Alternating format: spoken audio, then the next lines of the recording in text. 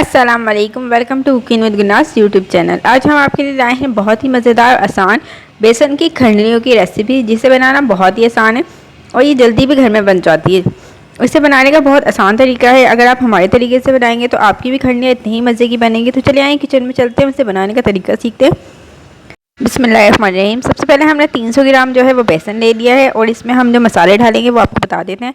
सबसे पहले हम नमक लेंगे, इसके बाद हमने ज़ीरा पाउडर लिया है, धनिया पाउडर लिया है और हल्दी ली है और लाल मिर्ची ली है। और ये सब हमने जो है अपने टेस्ट के अकॉर्डिंग आप कम ज़्यादा कर सकते हैं। लाल मिर्ची और धनिया एक खाने का चम्मच है और नमक और ज़ीरा पाउडर हल्दी आधी चाय का चम्मच है। अपने टेस्ट के अकॉर्डिंग कम ज़्यादा कर सकते हैं। उसके बाद हमने पुदीना डाल दिया है। उसके बाद हम इसमें डाल देंगे प्याज, हरी पत्ती के प्याज लेंगे हम। जो हरा वाला हिस्सा है वो हम इसमें ऐड कर देंगे और वाइट वाला हिस्सा जो है वो हम मसाले में ले लेंगे।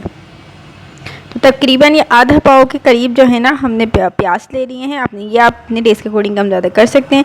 उसके बाद लहसुन अदरक का पेस्ट और हरी मिर्ची के है इसमें, वो हमने ले लिया 1 खाने का चम्मच। और इन सबको हम पानी की मदद से पतला सा बैटर बना लेंगे। आपने ज़्यादा पतला बैटर इसका नहीं बनाना है, ना ज़्यादा थिक बनाना है, क्योंकि हमारी खंडलियाँ जो है वो पहले बनेगी, उसके बाद हम इसे मसाले में डालेंगे। इसे बनाना बहुत आसान है।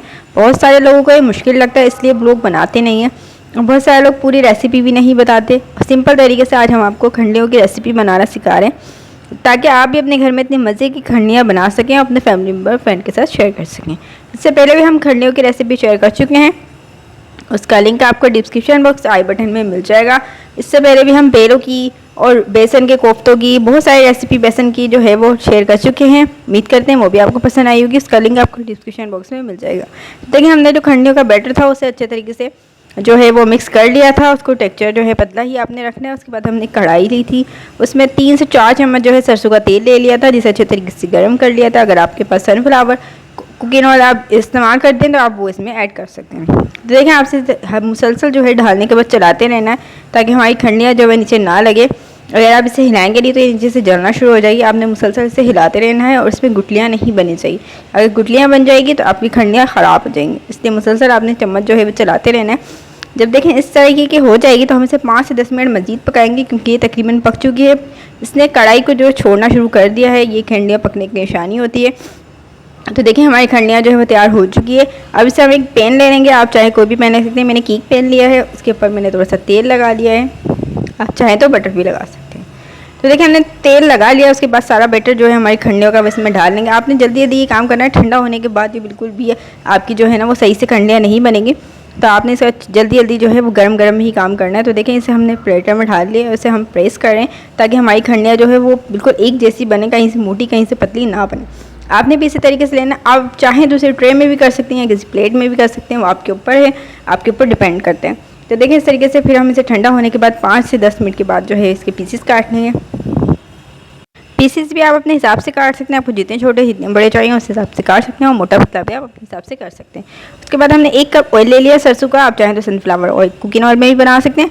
उसके बाद हमने जो प्याज का वाइट वाला हिस्सा था वो हम इसमें ऐड कर लेंगे। उसे 5 से 10 मिनट के लिए फ्राई करेंगे, जब तक इसका पन नहीं निकल जाता। उसके बाद इसमें बाकी के जो मसाले हैं वो ऐड करेंगे।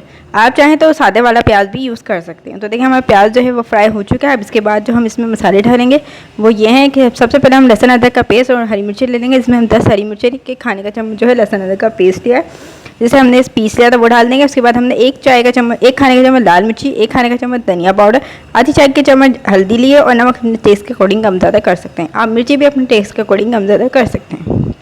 उसके बाद इस मसाले को हम 5 से 10 मिनट भूनेंगे। देखिए मसाले का तेल ऊपर आ चुका है, इसका मतलब हमारा मसाला बहुत अच्छे तरीके से भुन ही चुका है। उसके बाद हम इसमें पानी कर देंगे। आपने खंडलियों में जितना भी शरबा करना है वो आप पानी कर सकते हैं इसमें। बस खंडलियों का मसाला यही होता है। बहुत सारे लोग टमाटर डालते हैं, दही डालते हैं, लेकिन हमने आपको बिल्कुल सिंपल तरीके से खंडलियों का मसाला और खंडलियाँ बनाना सिखाई है। इसे एक बार ज़रूर ट्राई कीजिएगा। पसंद आए तो अपना फैमिली मेम्बर फ्रेंड के साथ भी ज़रूर शेयर कीजिएगा। देखिए हमारी खंडलियाँ जो है तैयार हो चुकी है, और ये आप इसे ऐसे भी खा सकते हैं क्योंकि ये पक चुकी है। तो देखिए हमारी खंडलियों का आपको साइज़ भी दिख चुका है। उसे हमने इतनी मोटी रखी है, आपने इसके अकॉर्डिंग आप कम ज़्यादा जो है इसको पतली और मोटी कर सकते हैं। तो देखिए हम पानी जो उबाल आ चुका था खंडलियों के मसाले का, हम उसमें खंडलियाँ डाल देंगे और उसे 10 से 15 मिनट तक पकाएंगे, जब तक हमारा शरबा जो है वो गाढ़ा नहीं हो जाता।